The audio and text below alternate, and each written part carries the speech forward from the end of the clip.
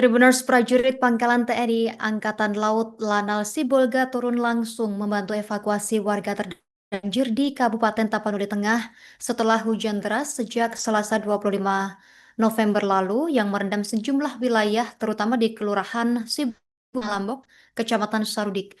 Menindaklanjuti laporan kondisi darurat ini, Komandan Lanal Sibolga, Letkol Laut HK Adinanta segera memerintahkan jajarannya untuk turun langsung ke lokasi dan mengevakuasi warga yang terdampak. Dalam operasi kemanusiaan ini, terlihat sejumlah aksi heroik prajurit tidak ragu mempertaruhkan keselamatan demi menyelamatkan masyarakat. Di tengah derasnya hujan dan tingginya genangan banjir, prajurit TNI juga turun ke Sumatera Utara bergerak tanpa ragu untuk mengevakuasi warga serta memberikan bantuan di kawasan paling terdampak. Dengan peralatan terbatas dan kondisi cuaca yang tidak bersahabat, mereka menunjukkan kesiapsiagaan, dedikasi, dan komitmen penuh dalam menjalankan tugas kerjaan Tribuners. Dan upaya ini diharapkan bisa meringankan beban dari masyarakat serta mempercepat pemulihan pasca bencana di wilayah yang dilanda banjir. Aksi pertama dilakukan oleh Sertupom Tigo Situmeang saat air semakin tinggi Tribuners. Arus deras melanda kawasan SPBU Tanah Pong. Ia melihat seorang lansia kesulitan menyeberang dan tanpa ragu Sertupom Tigo Situmeang ini menghentikan sepeda motornya dan langsung menerjang derasnya arus menuntun sang lansia hingga tiba di lokasi aman. Tindakan spontan ini penuh keberanian mendapat apresiasi luas dari warga sekitar. Sementara di lokasi yang berbeda, dua prajurit Lanal Sibolga lainnya, Letu Laut Des Mulyadi dan Bek Rahut Naibaho menyusuri banjir yang kian tinggi demi menjangkau seorang balita yang terjebak di dalam rumahnya. Dengan perlengkapan terbatas, keduanya berhasil mengevakuasi balita ke tempat yang lebih aman, menunjukkan kesigapan dan keberanian prajurit TNI Angkatan Laut dalam kondisi darurat.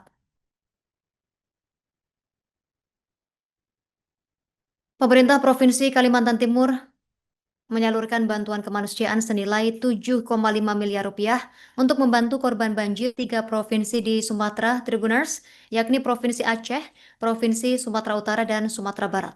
Masing-masing provinsi menerima 2,5 miliar rupiah sebagai bentuk solidaritas dan kepedulian Kalimantan Timur terhadap masyarakat yang sedang tertimpa musibah. Gubernur Kalimantan Timur, Rudi Masud atau Harum, menyampaikan bela sungkawa atas bencana yang terjadi sekaligus memastikan bantuan telah dikirimkan sepenuhnya. Dia juga menegaskan bahwa empati bukan hanya dari pemerintah, tetapi juga dari seluruh masyarakat Kalimantan Timur.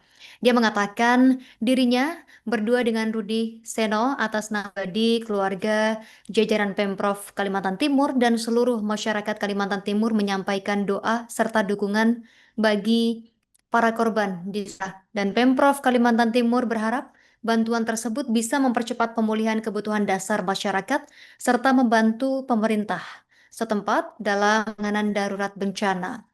Diketahui Tribuners, jumlah korban akibat bencana banjir dan longsor yang melanda sejumlah wilayah di Sumatera ini kian hari kian bertambah. BNPB sendiri menyampaikan update kondisi bencana banjir yang melanda sejumlah wilayah di Sumatera pada Kamis 4 Desember 2025.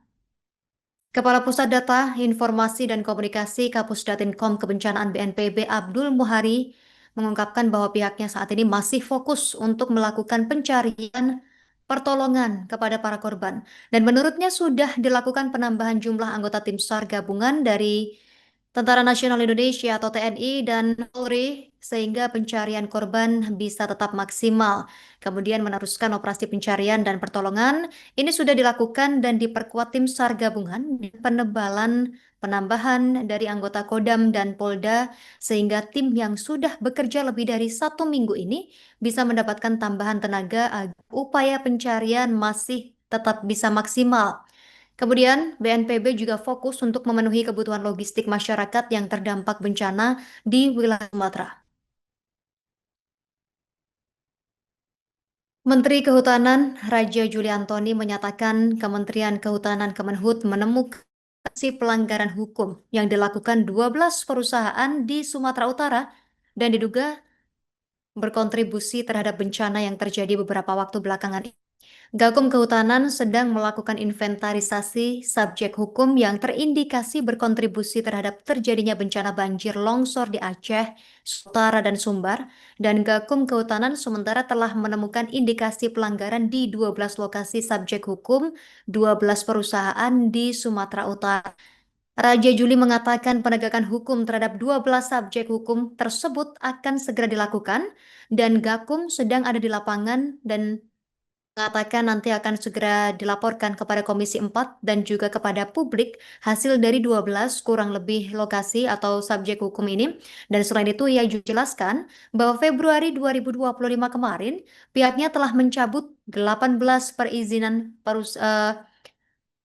berusaha pemanfaatan hutan atau PBPH dengan total luas 526.144 hektar, dan dalam waktu dekat Kemenhub bakal mencabut 20 perizinan PBPH setelah mendapat persetujuan dari Presiden RI yakni Prabowo Subianto. Raja Juli juga menjelaskan bahwa dia juga melakukan rasionalisasi PBPH dan moratorium izin baru pemanfaatan hutan tanaman dan hutan alam. Raja Juli ini juga mengungkapkan 3 faktor yang saling terkait sebagai penyebab bencana banjir dan tanah longsor di Aceh, Sumatera Utara, dan Sumatera Barat. Dikatakan bencana banjir bandang dan longsor khusus di provinsi ini terjadi karena kombinasi beberapa faktor yang saling terkait dan mengait. Pertama, dikatakan Raja Juli, karena adanya siklus teronyar yang membuat cuaca ekstrim dan curah hujan tinggi.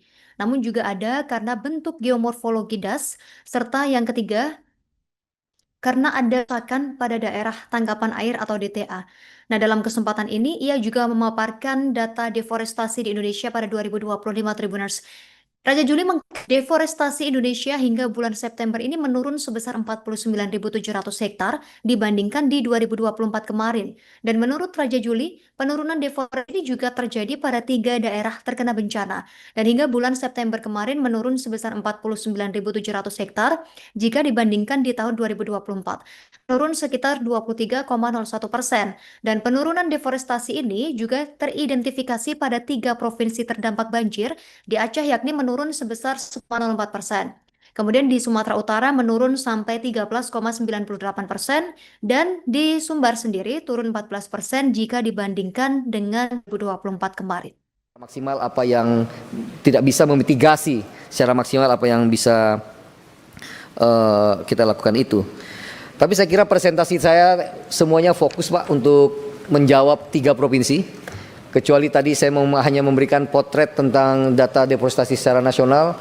Lain daripada itu detailnya das di Aceh ada berapa yang terdampak, berapa hektar dan apa yang harus dilakukan. Saya kira saya tadi sudah coba presentasikan kepada Bapak. Pak Sturman dan beberapa Bapak tadi mengatakan jadi apa nih penyebab banjir ini, longsor ini. Saya tidak punya kapasitas untuk merangkum itu karena memang seperti di paragraf pertama yang saya sampaikan tadi, ini adalah satu kondisi yang terjadi ya, yang dipengaruhi oleh satu faktor dan berbagai macam faktor ya, kombinasi antar faktor. Apakah ada faktor cuaca ekstrim? BMKG saya kira sudah menjelaskan ya. Saya tidak perlu menjelaskan kembali bahwa ini memang cuaca ekstrim.